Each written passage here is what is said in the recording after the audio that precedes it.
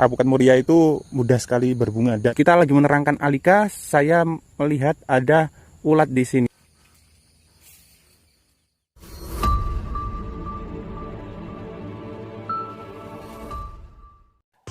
Assalamualaikum warahmatullahi wabarakatuh. Halo sahabat petani dimanapun Anda berada. Nah, kali ini kita akan membahas tentang pohon alpukat yang sedang berbunga. Gimana sih cara perawatannya? Tapi sebelum kita lanjut, jangan lupa klik subscribe dan tombol loncengnya dihidupkan agar kami semangat untuk membangun channel ini dan memberi informasi kepada kalian. Dalam penanaman alpukat, ada berbagai jenis hambatan-hambatan yang perlu kita lewati, terutama saat alpukat sedang berbunga. Saat berbunga, alpukat rentan terkena yang namanya hama ulat yang menyerang bagian dari bunga ataupun daunnya. Untuk itu, kita memerlukan obat-obatan yang bisa melindungi bunga alpukat dan juga daun alpukat dari serangan hama tersebut. Di lahan milik Bapak Badarudin sendiri dia menggunakan alika atau jenis obat-obatan yang bisa membunuh hama ulat. Tidak hanya semerta alika saja, tapi Bapak Badarudin sendiri juga menambahkan antonik untuk pupuk daunnya. Untuk menggunakan obat-obatan tersebut, kita tidak boleh menggunakan yang terlalu banyak karena akan berdampak negatif untuk tanaman tersebut. Contohnya saat bunga sedang mekar.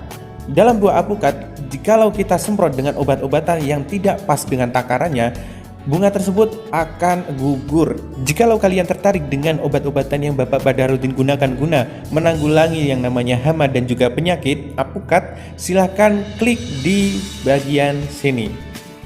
Agar bunga tidak mudah rontok, kita juga harus memperhitungkan kalsium yang didapatkan oleh tanaman. Dampak dari kalsium yang kurang akan berdampak kepada bunga yang mudah rontok, dikarenakan batang dari penopang bunga tidak cukup kuat untuk menopang beban dari bunga tersebut. Sebenarnya, kalsium bisa didapatkan dari pupuk alami seperti batang atau tangkai dari tanaman yang membusuk, bisa juga dari pupuk hewani yang berasal dari hewan ternak.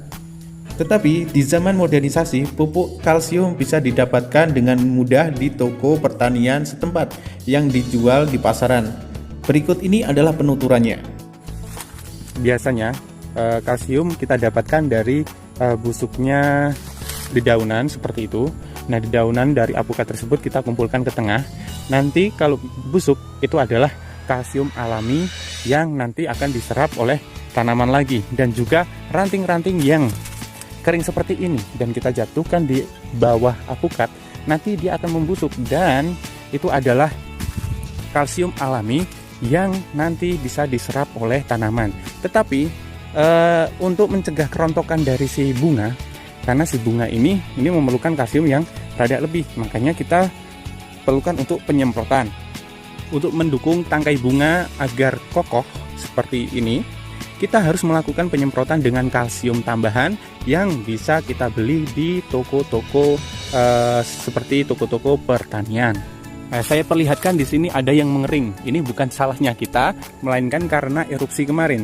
Erupsi kemarin berdampak sama ya namanya bunga alpukat yang mengering karena struktur dari abu vulkaniknya itu panas dan tidak hujan.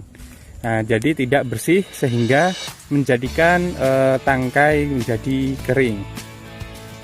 Untuk penyemprotan kalsium jangan dicampur dengan alika ataupun obat-obatan yang lain ya.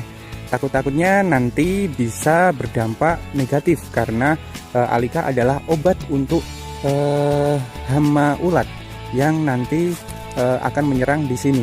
Nah, kita kalau bisa kita pisahkan antara alika dan juga kalsiumnya. Untuk kalian yang punya tanaman alpukat dan ingin menyemprotnya dengan alika, harus hati-hati tentang takaran alika, jangan sampai lebih ya, jangan sampai lebih, karena kalau lebih itu sifatnya akan panas dan untuk bunganya nanti bisa rontok ya. Jadi diulangi lagi, kalau misalnya alika, kalian mau menyemprot dengan alika, jangan terlalu banyak untuk dosisnya, karena nanti berdampak sama yang namanya rantingnya yang ada di sini, maksudnya tangkainya bunga yang ada di sini nanti bisa rontok karena kepanasan dan mengering. Nah, kebetulan sekali kita lagi menerangkan alika, saya melihat ada ulat di sini. Nah, oh dia sembunyi ya karena saya sentuh tadi. Tadi ada ulat yang ada di sini. Nah, itu adalah ulat yang memakan dari tangkainya yang ada di sini.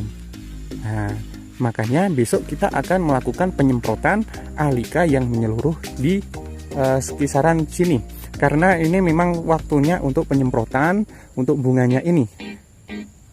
Kalau sudah waktunya untuk penyemprotan, kalian campurkan dengan antorik nggak apa-apa. Itu adalah pupuk daun dari daun-daunnya. Nah, ini untuk kesuburan dari bunga dan juga daunnya. Karena bunga memerlukan suplai makanan dari si daunnya. Jadi fotosintesis lancar, daunnya mekar, dan juga di bunga diserbukin sama serangga.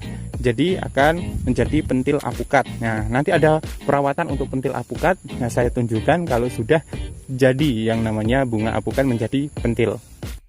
Setelah kalsium didapat, jangan lupa untuk merawat agar tanaman tersebut tidak stres karena kekurangan air ataupun karena kelebihan air. Tanaman alpukat, khusus untuk alpukat yang belum berumur 7 tahun ke atas, rentan terkena cuaca yang sangat ekstrim.